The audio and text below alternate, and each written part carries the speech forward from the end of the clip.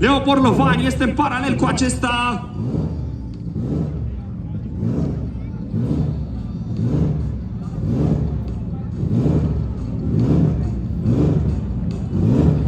Și merită toate aplauzele noastre, nou recordman al traseului. Arad, Gălăgie pentru PTRF!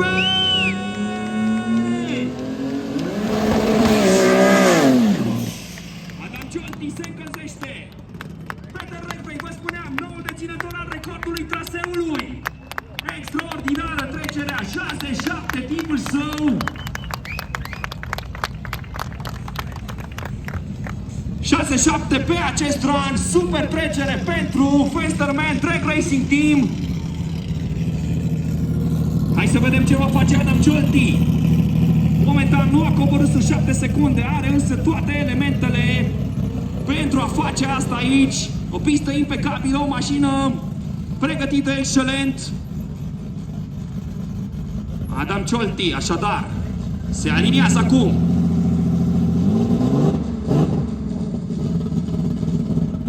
Ready to start with a new gearbox.